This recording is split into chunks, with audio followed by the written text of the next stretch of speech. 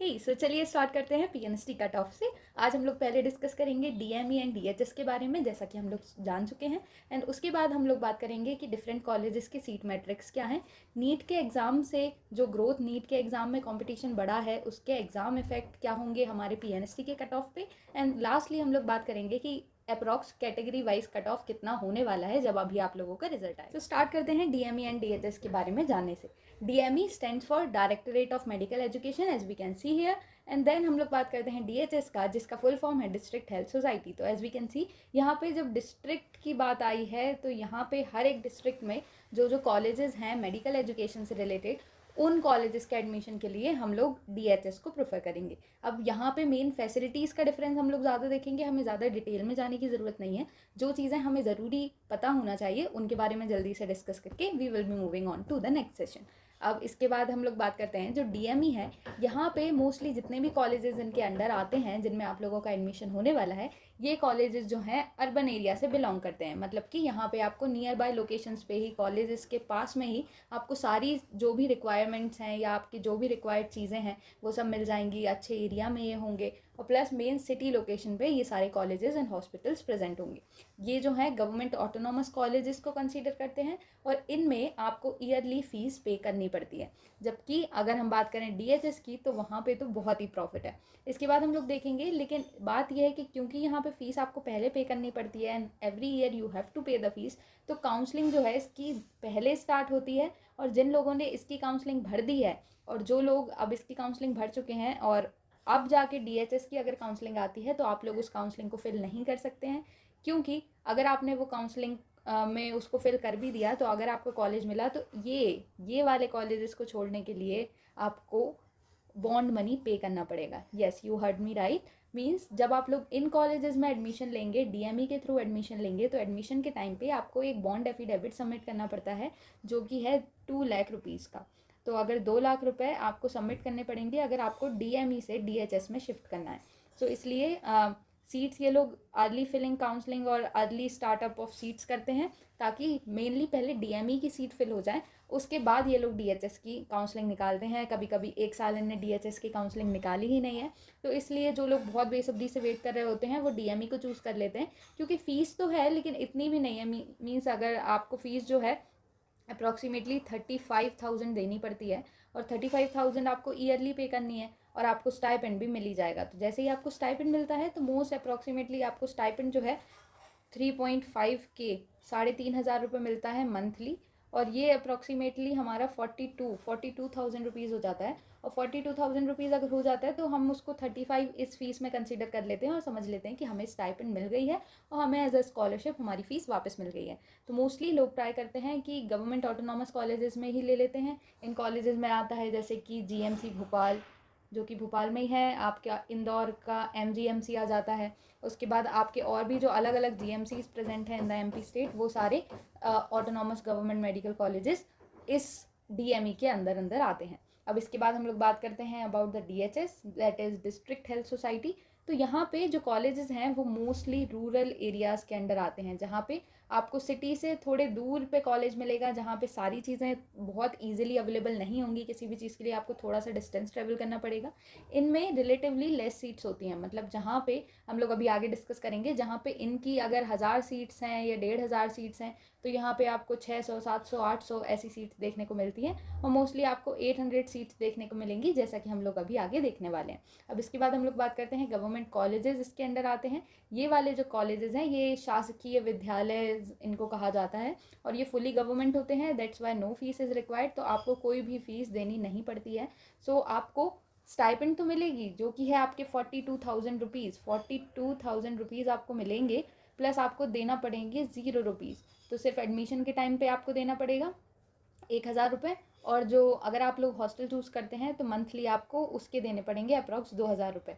तो अगर आप लोग देखें तो 12 महीने में अगर 2,000 रुपये हॉस्टल के भी आप वो मतलब अगर आप लोग 2,000 रुपये मैस के भी दे रहे हैं तो वो मैस के भी 24,000 रुपये ही हुए, प्लस आपके पास में तो आ रहे हैं 42,000 रुपीज़।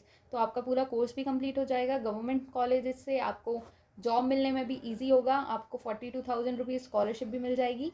और आपके सिर्फ आधे ही पैसे खर्च होंगे और आपकी डिग्री भी कंप्लीट हो जाएगी। So that is very good deal. इसलिए सब लोग ट्राई करते हैं कि काश हमें DHS के कॉलेजेस मिल जाएं, लेकिन इसमें से आपको थोड़ा सा सब्र रखना पड़ता है कि हो सकता है DHS की काउंसलिंग ना हो, डिलेड हो, तो इस रिस्क को ना लेते हुए स्टूडेंट्स चूज़ कर लेते हैं DME।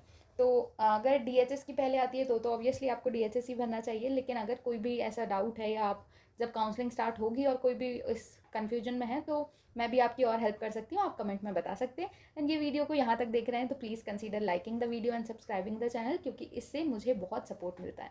अब यहाँ पे भी आपकी स्टाइपेंड फुली मिलती है, लेकिन काउंसलिंग जो है वो डिलेड होती है ताकि उनकी जहाँ से फीस आने वाली है वो वाली काउंसलिंग और वो कॉलेजेस की सीट्स पहले फिल हो जाए।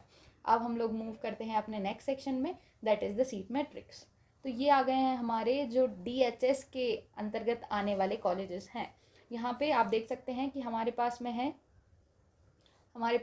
11, हमारे पास टोटल हैं 18 कॉलेजेस। तो ये कॉलेजेस प्रेजेंट हैं आपके, एक जबलपुर में प्रेजेंट है, उज्जैन, देवास, सतना, रायसेन, दतिया, विदिशा, झाबुआ, मंदसौर, छिंदवाड़ा, बालाघाट, एंड ये है आपका प्रेजेंट। और सीधी में है, राजगढ़ में है, नरसिंहपुर में है, सिवनी में है, रतलाम में है, खंडवा में है एंड अनूपपुर में है।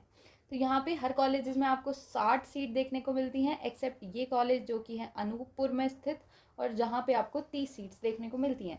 तो ऑल ओवर आप लोगों की जो सीट्स हो जाती हैं वो होती हैं आपकी 1050 सीट्स। ओके, तो वो होती हैं आपकी 1050 सीट्स। और जो आपको okay, just a minute, means as we can see here what I have told is little slightly wrong. यहाँ पे DHS के अंदर आपको हाई नंबर ऑफ सीट्स देखने को मिलती हैं एज़ कम्पेयर टू DME, जहाँ पे आपको अप्रॉक्सीमेटली 800 सीट्स देखने को मिलेंगी। Sorry for the slip of tongue, और थोड़ा सा कन्फ्यूजन हो गया मुझे। अब यहाँ पे हम लोग देखते हैं कि कुछ हमें मैट्रिक्स दिया गया है कि जो EWS है उसके लिए 10% है ही। तो यस, आप लोग अगर EWS कैटेगरी से बिलोंग करते हैं तो आपके लिए बहुत अच्छी बात है, क्योंकि 10% क्राइटेरिया EWS कैंडिडेट्स के लिए ही है। तो मतलब कि 60 लोगों में से पक्का से 6 सीट EWS कैंडिडेट्स को जानी ही है। और वो टोटल अगर 1000 सीट्स हैं हमारे पास में, तो मतलब कि उसमें आपको 10%, मतलब आपको 100 सीट्स जो हैं सिर्फ और सिर्फ EW वालों के लिए ही प्रेजेंट है। तो दैट इज़ वेरी ग्रेट। और अगर आप लोग EWS कैटेगरी से बिलोंग करते हैं तो आपके लोअर मार्क्स भी होंगे तो भी आपको सिलेक्शन पक्का मिल जाएगा। अब इसके बाद हम लोग बात करते हैं कैटेगरी वाइज यहाँ पे क्या है। तो कुल हमारे पास में है 1050 सीट्स। 1050 सीट्स में अनरिजर्व कैटेगरी, मतलब कि अनारक्षित है ना, जो कि जनरल कैटेगरी या फिर अनरिजर्व कैटेगरी बोला जाता है, कि अगर आप इन किसी कास्ट से भी बिलोंग करते हैं और आपके मार्क्स हाई हैं तो आपको अनरिजर्व कैटेगरी से ही एडमिशन मिल जाता है। और ताकि जो लोगों के लोअर मार्क्स है वो किसी इन कैटेगरी से बिलोंग करते हैं, जो कि है OBC, हमारी ST, हमारी SC एंड हमारी ST, तो ये 3 अगर कास्ट प्रेजेंट हैं तो यहाँ पे उन लोगों को यहाँ आने का ज़्यादा चांस मिल जाता है। और जबकि ये इन कैटेगरी से अच्छे मार्क्स से बिलोंग करने वालों को भी अनारक्षित सीट मिल जाती है। सो मेरे को भी अनरिजर्व कैटेगरी में सीट मिली थी और मैं OBC से बिलोंग करती हूँ, है ना। अब इसके बाद हम लोगों ने देखा कि सीट डिस्ट्रीब्यूशन जो है अनारक्षित को ज़्यादा है, और प्लस हमारे पास जो है अन्य पिछड़ा वर्ग ST के लिए जो है ज़्यादा है ना। तो यहाँ पे हमारे पास में अप्रॉक्सीमेटली 300 सीट हैं। अनुसूचित जनजाति के लिए है हमारे पास 210, और यहाँ पे ऐसे करके हमारे पास 100 नहीं, क्योंकि 1050 है तो 105 सीट जो है हमारे लिए EWS कैटेगरी के लिए प्रेजेंट है। तो अब हम लोग बात करते हैं अबाउट द नेक्स्ट कॉलेजेस। ये कॉलेजेस हैं हमारे जो हैं DME के अंदर आने वाले। DME के कॉलेजेस में आपको देखने को मिलेंगे यहाँ पे हमारे 3 and 3-6 कॉलेजेस हैं, जो कि है MGM इंदौर, जैसा कि हमने देखा, GMC भोपाल, उसके बाद है हमारा NSCB जबलपुर, नेताजी सुभाष चंद्र बोस जबलपुर का कॉलेज, GRMC जिसके बारे में आपने बहुत सुना होगा, गजराजा मेडिकल कॉलेज, ये बहुत ही फेमस कॉलेज है, बहुत अच्छा इंफ्रास्ट्रक्चर है। आपने पार्थ गोयल भैया एंड और भी बहुत सारे यूट्यूबर्स हैं जो कि GRMC से बिलोंग करते हैं। उसके बाद है SSMC Rewa, BMC Bundelkhand medical college Sagar. Bundelkhand medical college में थोड़े से कुछ इश्यूज़ भी चल रहे हैं अभी, पता नहीं, थोड़ी गवर्नमेंट की वजह से, तो आप लोग अपने अकॉर्डिंग चूज़ करिएगा। यहाँ पे आपको सीट्स जो हैं हर कॉलेज में ज़्यादा देखने को मिलेंगी, जैसे कि MGM इंदौर में जो है 210 सीट हैं, बाकी सब में 120 सीट्स हैं। टोटल आपके पास में है 810 सीट। 210 सीट्स तो हैं यहाँ पे, लेकिन अगर आपको सभी लोगों को हॉस्टल चाहिए तो वो आपको नहीं मिलता है। यस, आपको यहाँ पे हॉस्टल नहीं मिलेगा। GMC भोपाल में मैं पढ़ी हूँ तो फिर मुझे हॉस्टल्स वहाँ सो जीएमसी भोपाल के हॉस्टल में मैं रही हूँ और वहाँ के यहाँ के हॉस्टल्स बहुत अच्छे हैं, इंफ्रास्ट्रक्चर, सारी फैसिलिटीज़, ये सब कुछ आपको मिलेंगी। सीनियर होने के बाद में आपको सिंगली ऑक्यूपाइड रूम्स भी मिल जाएंगे और यहाँ पे आपको हॉस्टल सभी लोग, जितने भी लोगों को हॉस्टल्स चाहिए हैं वो सभी लोगों को मिल जाएंगे। अब यहाँ पे हमारे पास हो गई हैं 810 सीट। यहाँ पे भी आपके पास में रिजर्वेशन रहेगा और जैसा कि हम लोग देख सकते हैं अनरिजर्व्ड के लिए यहाँ पे हमारे पास में 210 में से 57 और बाकी के सारे कॉलेजेस में 120 में से 32% जो 32 सीट्स जो हैं वो अवेलेबल हैं।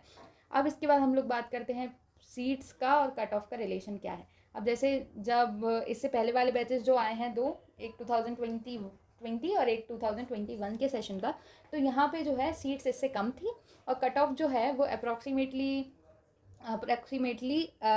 हायर था उस टाइम पे, है ना। लेकिन एज वी कैन सी कि सीट्स इंक्रीज़ हुई हैं तो थोड़ा सा तो डिक्रीज़ आना चाहिए कट ऑफ में, जैसा कि हम देख रहे हैं। लेकिन ऐसा हो सकता है कि ऐसा ना हो, बिकॉज एवरी ईयर कंपटीशन भी इंक्रीज़ हो रहा है। कंपटीशन इंक्रीज़ होने की वजह से आपका कट ऑफ इंक्रीज़ हो जाता है, जैसा कि हम लोगों ने नीट में भी देखा। यस, नीट में जब हम लोगों ने देखा तो इस साल जो है, जैसे किसी के जो है लास्ट ईयर 450 मार्क्स आए थे और इस साल उनके आए हैं 550 मार्क्स, तो भी उन लोग की जो रैंक है वो लास्ट ईयर से और ज़्यादा डिक्रीज़ हो गई है। यस, तो अगर ऐसा होता है कि आपके टाइम पे भी आप लोगों में से बहुत सारे लोगों ने पढ़ाई की, बहुत सारे लोगों ने सेम अच्छा स्कोर अचीव किया, तो चांसेस हैं कि यहाँ पे भी हमारा कट ऑफ जो है वो इंक्रीज़ हो जाए। सो नीट के ये वाले इफ़ेक्ट्स आ सकते हैं यहाँ पे भी, क्योंकि सभी लोग अभी मेडिकल एजुकेशन में एंटर करने के लिए बहुत ज़्यादा उत्सुक हैं।